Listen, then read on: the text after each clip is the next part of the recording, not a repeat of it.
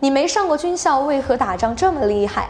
都说彭老总用兵如神，但在彭老总心中有个人比他更神，此人到底是谁？1928年，彭德怀率领平江起义的部队与朱毛红军胜利会师。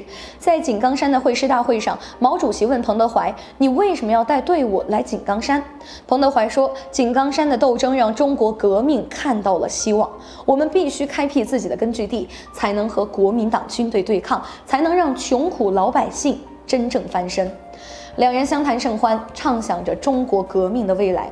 在谈话的最后，彭德怀问出了埋藏在心中已久的一个问题，也是咱们开头的那个问题：一个没上过军校、没接受过军事训练的人，为何能做到用兵如神？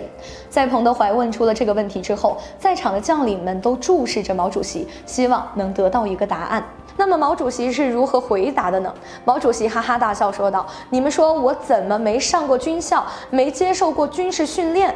只见他环顾四周说道：“咱们的井冈山不就是一座军校吗？咱们每天都在和敌人做斗争，不就是在进行军事训练吗？从军校里学习的理论再多，如果不运用到实际战斗当中，那就是纸上谈兵啊！”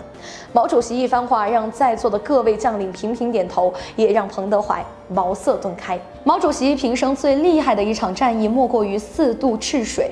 在1935年的遵义会议之后，虽然中央已经明确了毛主席作为领导核心，但是红军依旧处在存亡关头。在这个时候，毛主席果断放弃了原定的渡江计划，下令红军开始撤离。在历时3个多月的战斗当中，红军是真正的化被动为主动，将声东击西、金蝉脱壳、瞒天过海等战术运用到了极致，耍得国军团团转。但是后人在复盘推演这次的战役之时，开着上帝视角，却一次都没赢。可见毛主席是真正的用兵如神。虽然毛主席不是10大元帅之一，但他的军事才能却是无可否认的。有这样一位伟人，我国才能赢得战争的胜利，走向伟大富强。